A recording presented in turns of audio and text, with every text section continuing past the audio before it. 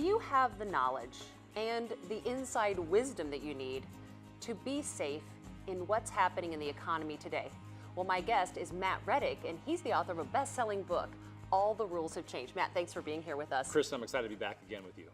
So it seems like the economy has just been a roller coaster the last couple years. And what has that done for people and their finances? Well, it's topsy-turvy, really. Many people thought they had equity in their homes, suddenly find out they're upside down. The stock market gains were lost in 08, 09. They're just hoping to gain back what they lost.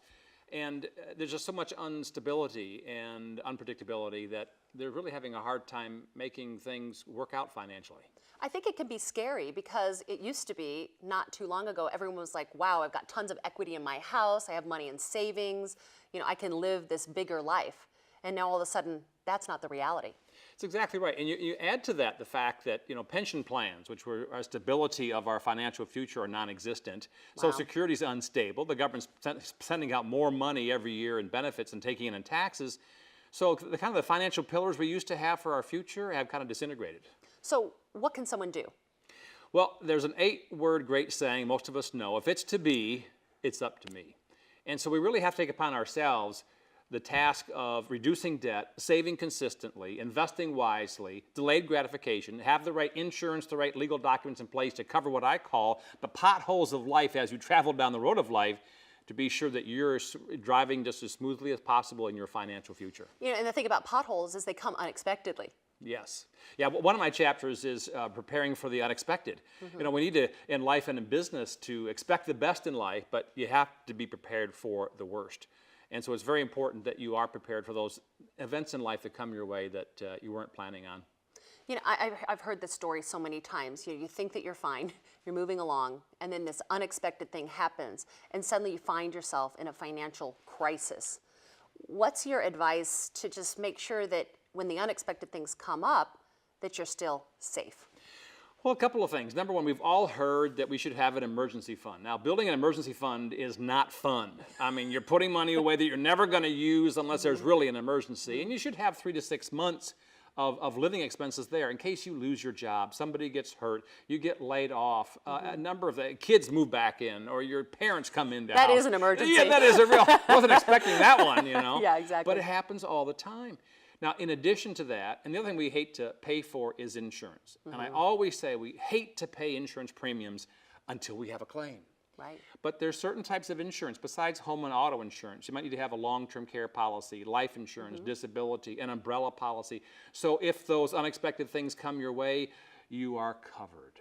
One of the things that I learned recently that was amazing to me is that you can be severely underinsured. Like you can have insurance, but it's not enough to cover anything. Right. And the incremental cost of being completely insured is, what, $20 a month more sometimes? Yeah, it's kind of comical. You watch some of these auto insurance companies. For the minimum coverage, call ABC. You think, oh, good, I'll have insurance. Right. It's so minimal. If you hit somebody hits you, they don't cover anything. Right. So you have to really ask questions. It's like an umbrella policy that is an umbrella over your homeowners and your auto insurance to have. And you can get increments from $1 million to $5 million.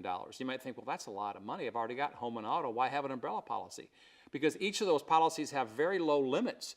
And if you hit someone and it's $1 million claim and your auto insurance only covers $100,000, right. You're like, well, who pays the $900,000 that's left? You do, unless you have an umbrella policy. And $1 million umbrella policy is an average of $150 a year. Wow. So you want to protect against the unexpected things in life. One of the things I like so much about your book, All the Rules Have Changed, is because of your background, and we'll get into that in a second, you really take people step by step through all the ways that you can build what you call a financial fortress. Exactly. And why do you think most people just don't understand that they need to do all these different steps? Well, first of all, it's not fun. We would like to do things that are fun. I mean, if you don't have the cash, you got the credit card, so I'll go get it now. It's instant gratification versus delayed gratification. And that's what's really caused us to be upside down in our homes, in our cars, a little bump in the road, you get laid off or you have no job, or the company closes, goes overseas, and suddenly you're about this close to bankruptcy.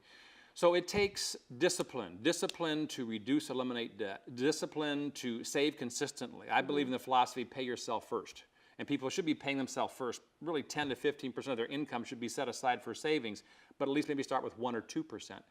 And then you have to go from there as far as investing wisely, having, again, the proper legal documents in place, insurance, and just being what I call a savvy investor and smarter consumer.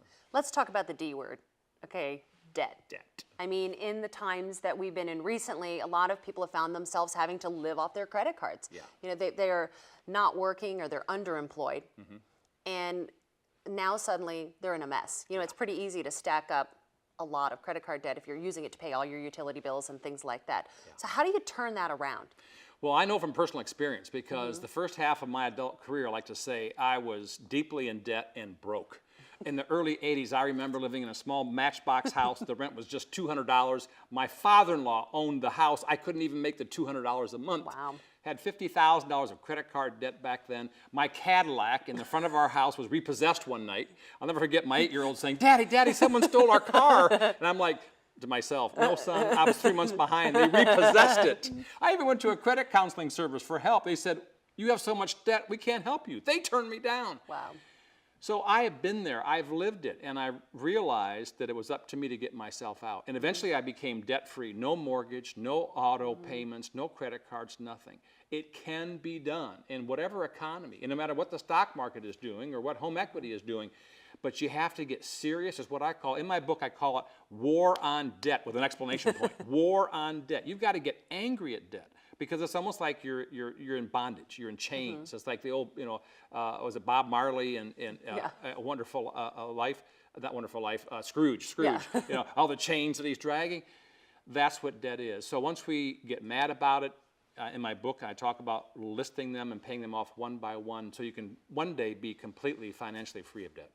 So it's interesting because you had that journey through your car being repossessed and debt and all of that, but I mean now you have a thriving business.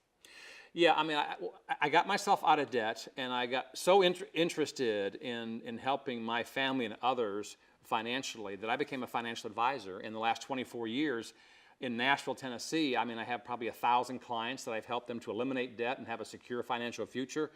I was on the cover of a magazine a couple of years ago, Senior Market Advisor magazine. They called me the man with the plan. So now I coach 1,000 advisors across the country on how to best put together a complete financial plan for their clients. So it's really become a passion and a mission for me to help all Americans to build, and you said it right, I want to help Americans to build a financial fortress. And that image of almost a castle around your money, your family, and your future. It can be done, and I have a step-by-step process called the Checks and Balances Financial Success System that uses what we call, trademarked, the No Check Act decision-making process to build that financial fortress around you and your family. So the Checks and Balances system, why do you call it that? That really came to me a couple of years ago, that every product, every insurance policy, every investment has pros and cons, pluses and minuses, advantages and disadvantages. And we can't let some salesman, some stockbroker say, "This is best for you, buy this," because they're making a commission on that. We have to know ourselves. So the checks and balances is we give people the power and the information to really check a product or service out, and to know about it, and then have a little checklist of the pros and cons of it, and then they can act intelligently if they should buy it or invest in it, or if they should not. You raise an important point, is that if your financial advisor works for a bank, they're going to push the products for the bank, not necessarily what might be right for you. So how do you determine who's going to give you the balanced insight? I love that question. Thank you for asking that question, because I have a real passion for helping Americans find what I call a true financial advisor. True financial advisor means three quick things. Number one, they're independent. So if your advisor works at the bank or for a brokerage firm or an insurance company or a mutual fund company, fire them, because they do not work for you. They work for their boss. They don't sell what the boss wants to sell. They're out the door. So you want somebody who's truly independent. Number two, you want someone who has an insurance license and a securities license. If they're only insurance licensed, they're only going to sell you insurance products. And if they're a stockbroker that's just securities licensed, they're going to sell you mutual funds all day. You need to have a mixture of both. And the third thing is that your advisor needs to be held to a fiduciary responsibility. Big word. What that means is they have a Series 65 or 66. It simply means that they don't just offer products that are suitable to you, like there's 20,000 mutual funds and they pick the one that gives them the biggest commission. A fiduciary responsibility means it has to be the best one of the 20,000, that it will serve the client best, not their own pocketbook best. Those are the three things. So that sounds like incredibly just practical and sound advice. So there's a lot of people out there today who don't trust the stock market. I mean, they just don't. They think the stock market, wow, it's volatile, I don't trust it. It is. What would you say to them? You have to know how to harness the volatility of the stock market. That sounds scary, Matt. Yeah. Harness? Harness Ride the horse? the ups and downs. Hang on to the wheel. You know? Yeah, exactly. But it's what I call being a 21st century investor today. See, all the rules have changed. We're in a new financial reality. If you have a stockbroker that when you lost in 08 and 09, 40%, and you said, hey, what do I do? And if he says, well, just hang in there, the market always comes back. You need to fire that person because they're not giving what I call sound financial strategy. That's a lazy man's way to riches. Right. Hang in there and hopefully it'll come back for you. The big institutional banks out there, a lot of folks don't know this, they make money whether the market goes up, whether it goes down. Right. And so we have to know how to capture some of our gains and reduce or eliminate our losses altogether. In my book, in one of the chapters is Stop Losing Money in the Market, Capture Your Gains, and I reveal in there how to get a hold of these investment products that can capture your gains in the market and have no downside risk. Let's take a look at your book for a second. What was your favorite part about writing it? Well, the favorite part of my book, all the rules have changed, what you must do to succeed in the new financial reality, is that it's really kind of an autobiographical book about myself. And my publisher said, the thing I like the most about it is not just facts and figures and graphs and charts and you should save and reduce debt, but it's my journey, it's my story, because I lived through it. I'm a shining example of how I raised myself from failure to success, Right. and the pain that I went through to get to this point. So I think that most people, they recognize and they appreciate somebody who's been through it themselves. And I like to say, there's an old saying, you cannot lead where you will not go, and you cannot teach what you do not know. And unfortunately, there's a lot of talking heads out there giving advice on finances that have never been in the financial services industry or haven't been in 20, 25 years. I live and breathe this industry, and so I talk from personal experience. Well, and there's a lot of people out there in financial services who've never seen the bottom.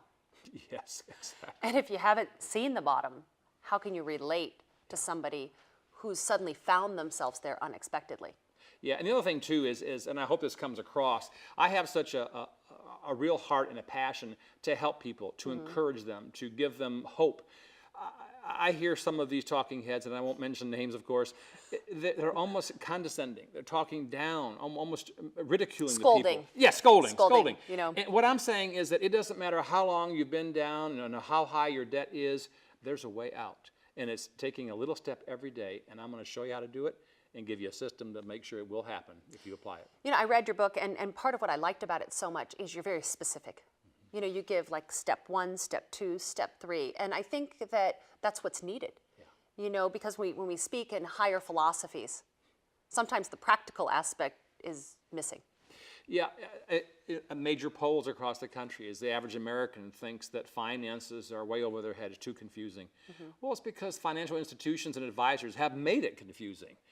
But in my 5 financial truths, I call them, is that it's not as complicated as the experts are saying. There's some basic things you can learn on your own and know to make good financial decisions, to become a savvy investor and smarter consumer. So Matt, someone sitting at home right now, you're watching this show and you're thinking, you know, I really should pay more attention to my finances, but I don't really know where to start. So can you give us like 3 things that you can do today, no matter where you're at, just to start to begin to build that fortress? Maybe it's like brick level number 1, you know? Yeah, here's the first 3 bricks. Number 1 is if you're married or have a significant other, you want to sit down with them and have a discussion about finances. Oh, that sounds fun. Yeah, and that's not always easy. You don't want any, as I've heard this term, and I think it's a good term, you don't want any financial infidelity. You know, if you have your money and I have my money and you don't get to see mine, I don't get to see yours, you can't really build on that. So you need to all be on the same page.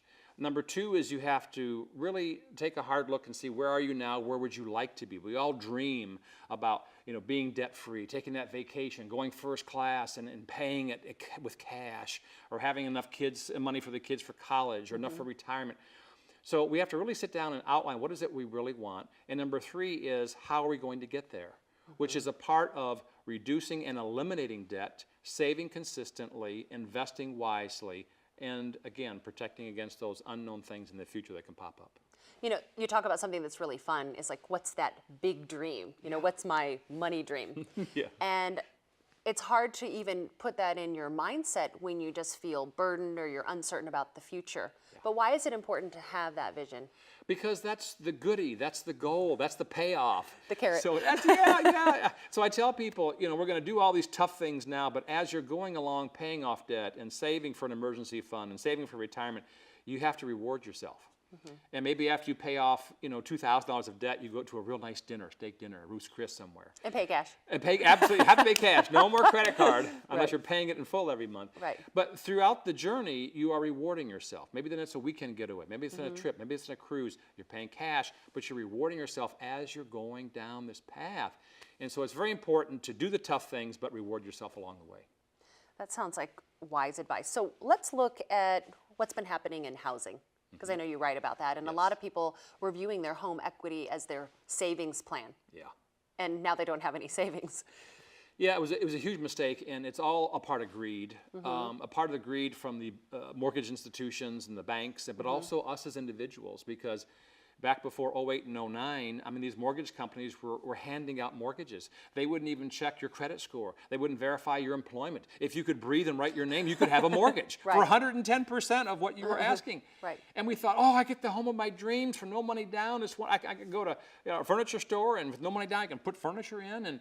And suddenly, when the economy took a dip in 08 and 09, upside down, now we have millions of people in foreclosure who are now out on the street or renting somewhere, living with family.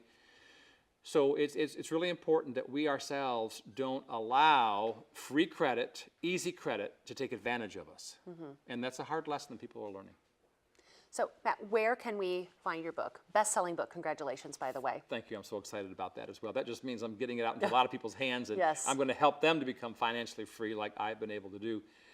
Easiest website is alltheruleshavechanged.com. Just go to alltheruleshavechanged.com. You'll see the book. I even have some bonuses I'm giving away to further help people on their road to building a financial fortress around themselves, their money, and their family. All the Rules Have Changed, What You Must Do to Succeed in the New Financial Reality. Matt Rettick, best-selling author, thank you so much for being here with us. It's been a great privilege and joy to be back again, Kristen. Absolutely. Thank you.